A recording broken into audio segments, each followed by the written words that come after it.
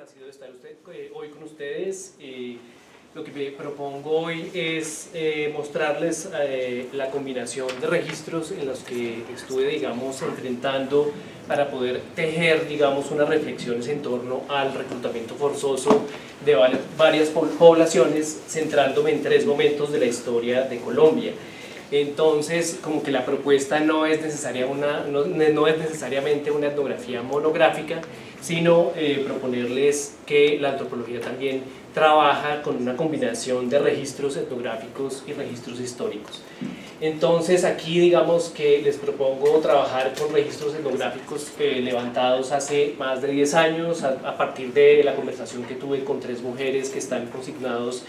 cuyos testimonios están consignados en mi libro Víctimas y Trasegares, e interrogar algunos documentos históricos que nos hablan de una de las técnicas de sometimiento más temidas en Colombia, que ha sido, digamos, la incorporación violenta de pie de fuerza juvenil e infantil dentro de los, digamos, diferentes grupos armados, y en especial en ejércitos, digamos, en diferentes periodos históricos. ¿Cuáles son estos periodos históricos? La arremetida paramilitar reciente a inicios del nuevo milenio, las guerras entre tropas republicanas e insurrectas en el periodo de conformación de la nación durante el siglo XIX, y las campañas de conquista emprendidas por encomenderos luego de la promulgación de las leyes de Indias de 1542. Aunque las categorías de reclutamiento, infancia, juventud, guerra de trabajo y protección de derechos han tenido significados distintos en estos periodos históricos, quisiera destacar que la estrategia militar del reclutamiento puede analizarse desde el dispositivo de entrenamiento, socialización e incorporación a la guerra de una población joven subalterna que ha tenido que aprender la adultez y la participación ciudadana en diferentes momentos de la historia de Colombia a través de la violencia. Esto quiere decir que yo les propongo mirar el reclutamiento no como categoría transhistórica, pero estoy definiendo el reclutamiento de esa manera para mirarlo en diferentes periodos históricos. ¿Cuáles son los actores de esta propuesta? Niños y niñas de familias pobres y regiones apartadas que fueron consideradas dúctiles para ser entrenados a matar en los albores del nuevo milenio a través de estas escuelas de entrenamiento paramilitares, vagos y huérfanos pero sagaces y rápidos para servir en las tropas de movimientos de resistencia durante la Guerra de los Supremos, en especial guerrillas realistas, e indígenas irracionales pero vigorosos para ser usados en las campañas de descubrimiento posteriores a 1542. El primer momento, entonces, está basado en un material de testimonios de 3 mujeres afro del Pacífico colombiano registrados, como les dije, en estos talleres realizados en el 2003. El segundo momento, a través de testimonios, cartas, artículos de prensa, obras de historiadores y escritores sobre la presencia de niños y jóvenes soldados en las guerras del 19. Y el tercer momento, pues seguiré las pistas de narrativas que hablan de sometimiento, repartición y exterminio de poblaciones indígenas registrados, digamos, por la Real Audiencia luego de la promulgación de las nuevas leyes de Indias de 1542. Bueno, acá, digamos, como contexto de la primera parte, quería mirar pues qué pasó en la región pacífica en esos años, y es una zona en la que muchos grupos paramilitares, después de ser desmovilizados, dieron lugar a la entrada de varios negocios de narcotraficantes y bandas como Bacrim, en especial luego de que la guerrilla, digamos, hiciera su retirada luego de las campañas militares de glifosfato, sobre todo en Putumayo. Entonces hubo un florecimiento de este negocio de producción, procesamiento y comercialización de coca en la región, y pues se dio un enfrentamiento en varias ciudades del Pacífico entre milicias urbanas de las FARC y las bandas digamos, estas bandas emergentes como Libertadores del Sur, Calima y Pacífico, que reclutaban jóvenes de ciertas comunas de las ciudades de Tumaco y Buenaventura. ¿En qué consistía digamos, entrenamiento paramilitar? Básicamente motivados, digamos, por la ausencia de trabajo, la deserción escolar, pero también, digamos, seducidos por el manejo de armas, por el poder que esto confería, por escapar de la violencia intrafamiliar en sus casas, pues llevaron a un número muy elevado. Pues ACNUR cuenta que en el 2007 entre 11.000 y 14.000 menores habían participado de estos entrenamientos de grupos guerrilleros y escuelas de paramilitarismo en el país. Entonces se les entrenaba a formar, marchar, trotar, caminar, reunir información de inteligencia, infiltrarse, capturar y torturar a prisioneros. El entrenamiento paramilitar obligaba, digamos, a presenciar incluso la matanza y descuartizamiento de guerrilleros o prisioneros, y debían aprender a matar en público a sus propios amigos y compañeros que no habían, digamos, podido sobrevivir a la primera fase de entrenamiento. Pues de esto, digamos, estas mujeres que yo entrevisté estaban tratando de cuidar que sus hijos no cayeran en manos de estos grupos paramilitares, y Elena es una líder y cuidadora comunitaria afro, ¿no?, partera, que hace parte del proyecto del Proceso de Comunidades Negras, PCN, y que pasó del río Mira a Tumaco y de Tumaco a Bogotá. Entonces es una lideresa que lideró no solamente campañas contra la malaria, que luchó por la construcción de carreteras, por la conexión de su pueblo al agua, a la luz y el pago oportuno de maestros, sino que también encontró que los grupos paramilitares se encontró con que muchos familiares de ella terminaron desmembrados y descuartizados, ¿verdad?, en especial primos, y supo que varios de sus familiares pues terminaron desmembrados, y aquí en esta narrativa pues que los habían tirado por ahí y salían los perros y las gallinas sacando parte de sus cuerpos. Pastora, por otro lado, pasa de un poblado que es Candelillas a Tumaco, a Buenaventura y a Bogotá en un trasegar que la lleva la mayor parte de su vida juvenil, digamos, en una permanente migración, y que tiene que salir de su finca en la cual se crió por una riña entre su padrastro y los miembros de una banda armada ligada al narcotráfico. Entonces ella cuenta cómo vivió sus peores días en Buenaventura, cuando los paramilitares matando gente y se llevaban a los muchachos, no importa que fuera un niño de 10 años, se lo llevaban y ya empezaban a dejar papeles por debajo de las puertas, y entonces los muchachos míos, imagínense que el mayor, yo me dije, yo me voy a Bogotá. Entonces, pues Pastora tiene una historia muy interesante porque llegó a Bogotá en momentos en que estaba la red de solidaridad acá, y la red de solidaridad sacó una foto enorme con, digamos, su figura sin el permiso de ella, y eso le causó, digamos, fuera de todo, pues un delirio de persecución, de no haber sido, digamos, consultada para sacar su foto en la propaganda de promoción de la red de solidaridad. Etelvina, por su parte, es oriunda de La Toma, en el norte del Cauca, y pasó al Tambo, a Cali y a Bogotá, y relata que unos hombres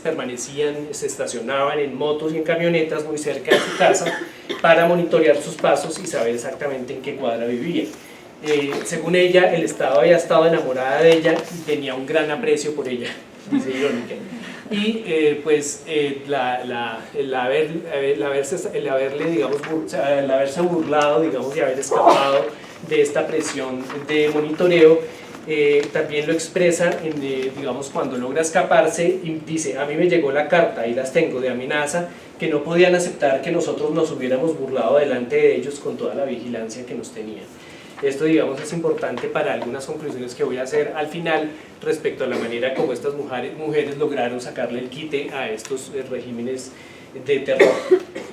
Ya en el caso del siglo XIX hay una modalidad, digamos, de reclutamiento que se llaman levas y redadas, que son formas sorpresivas y abruptas de reclutamiento empleadas para, digamos, contrarrestar la deserción que era muy común en ese periodo histórico. El ejército cerraba los caminos de acceso a un pueblo, y durante una feria o el día del mercado, digamos, o el domingo, enlistaban a todos los hombres que encontraban sin discriminar la edad de los reclutados. Precisamente hay unas leyes de conscripción que se remontan a 1847, y que es interesante mirar el tipo de población que reclutan. Entonces aquí, digamos, es un esfuerzo grande del ejército para tratar de reclutar a varios de los jóvenes en sus filas, y son los vagos, los solteros insubordinados de conducta escandalosa, los indicados de costumbres o usos perniciosos en la sociedad, es decir, todos los hombres que no casan dentro de sus roles de padres de familia, hermanos, esposos, son quienes son, digamos, la población, digamos, en miras del reclutamiento. Los casados también, pero que hayan abandonado a sus mujeres y les den mala vida, los casados o viudos que teniendo hijos menores no los hayan abandonado. Entonces, estas levas y redadas pues es una manera de adherir a milicias insurrectas o a las tropas del ejército. El siglo XIX es convulso en guerras civiles, pero aquí, digamos, hay unas milicias en el sur de Colombia, en especial en la Guerra de los Supremos, en el Valle del Patía, que se, encontraron con que el gobierno central trataba de controlarlos, pero, digamos, no encontraba la manera de reclutar a quienes estuvieran interesados a ser parte de las guardias nacionales, que era el intento, digamos, de reclutamiento, y también medios a través de los cuales se aprendería, digamos, a ser precisamente adulto, se aprendería la hombría y la pertenencia ciudadana. Durante la Guerra de los Supremos, ¿no es verdad?, en ese levantamiento contra la ley del gobierno que ordenaba suprimir los conventos menores en Pasto, hay unas milicias guerrilleras que son realistas y que se opusieron a estas medidas del ejército, y hay una carta que es, digamos, uno de los medios a través de los cuales se logra saber cómo, digamos, el porqué de la deserción de estos hombres, y es una carta de Juan Antonio Zúñiga, un encargado del gobierno central, a Pedro Alcántara Herrán, quien le dice: me es sensible y vergonzoso comunicar a usted que a pesar de las respectivas y urgentes órdenes de los respectivos alcaldes y jueces territoriales, no se han podido conseguir la reunión de un solo hombre a causa de que todos se han ocultado temerosos de la guerra, de suerte que los dichos jueces territoriales han tenido que valerse de las mujeres para conducir una que otra caballería que han mandado. Entonces, aquí obviamente se les califica de reacios a la guerra, y es en parte, digamos, esta dificultad del gobierno central de reclutar a los hombres, digamos, dentro de sus ejércitos en el Valle del Patía, que se debe, digamos, no solamente al que no sentían sentido de participar de estas guerras, sino que seguían a un jefe natural con estrechas relaciones, seguramente a través de redes clientelares de parentesco y vecindad. Ya, digamos, quería pasar esto relativamente rápido porque pues también está dentro de la carta, y es el papel que tuvieron las mujeres precisamente en este tipo de guerras, que no solamente se limitaban a llevarles alimentos y a sostener pequeñas industrias durante la guerra, sino que también fundaron escuelas, fueron enfermeras, se dedicaron al cuidado, pero también al sostenimiento de familias enteras, como lo explica Murray.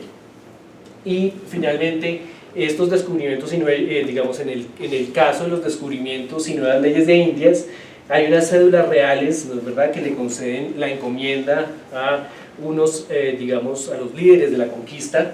y precisamente en recompensa por sus servicios de colonizar regiones inexploradas. Es la época de los grandes descubrimientos y de la búsqueda del dorado.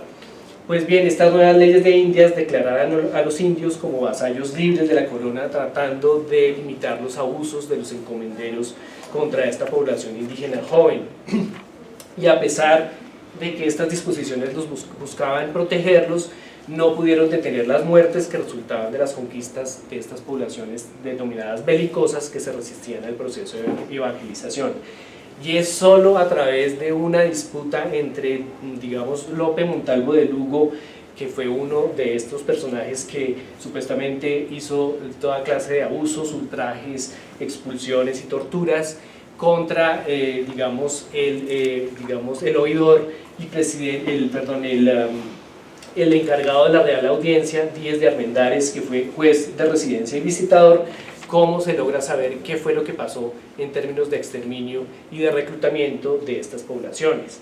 Entonces, aquí pueden ver ustedes la queja, digamos, de la Real Audiencia, quejándose precisamente de esos desmanes cometidos por Lope Montalvo de Lugo, en el que fallecieron más de 150 españoles y más de 5.000 indios, lo cual para la época es una cuestión impresionantemente alta, digamos, y valdría la pena, digamos, saber, escudriñar los archivos acerca de qué fue lo que pasó. Pero básicamente fue en la región del Cocuy, donde en esas campañas en búsqueda del dorado, pues quedaron despoblados casi toda la región del Cocuy. Lo que me interesa acá, digamos, es ver cómo en los archivos luego, ¿no es verdad?, los enemigos de Armendáriz lo acusan de los mismos desmanes, y de los cargos de maltrato y torturas contra la población indígena. Entonces, es solo en la disputa de estos grandes ilustres como se logra saber que la presencia de los indígenas y el exterminio de estos fueron, digamos, un asunto de tamaño descomunal.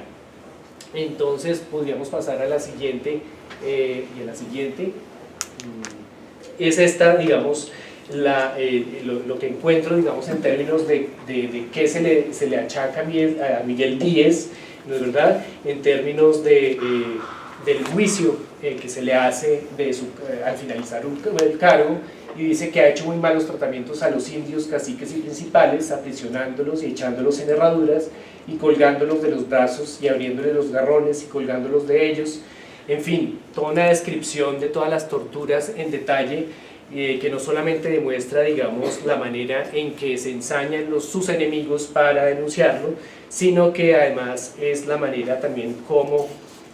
digamos, se sabe que una cantidad de miles de indígenas desconocidos y sin nombre estuvieron, digamos, participando de esta disputa entre ilustres. Como conclusiones, quería mencionar que al escapar al hostigamiento de estos grupos armados y proteger a sus hijos, estas tres mujeres que huyeron desde el Pacífico, ¿no es verdad?, expresaban su capacidad para evitar caer en las redes de colaboración entre el Estado y los paramilitares que buscaban socavar el potencial no solamente de activismo político, sino también de juventud de esta población. En segundo lugar, la correspondencia entre los superiores del ejército y los encargados de aplacar las revueltas desatadas por disidencias regionales revelan las medidas desesperadas tomadas para evitar la deserción de jóvenes que debían ser reclutados a la fuerza mediante las denominadas levas y redadas para disciplinarlos y volverlos útiles al no cumplir con las funciones esperadas como padres de familia, esposos y hermanos. Y el tercer caso, estas narrativas en las que quedan registrados el arrasamiento, las torturas y los abusos cometidos contra la población indígena en la cordillera oriental quedan entreveradas en acusaciones, juicios y retaliaciones entre encomenderos y funcionarios ilustres. Esto, digamos, es parte de un proyecto derivado de mi libro, en el cual pues demuestro que tanto los desplazamientos forzosos como los reclutamientos forzosos no son nuevos, sino que han hecho parte de varios momentos de la historia de Colombia. Entonces yo dejaría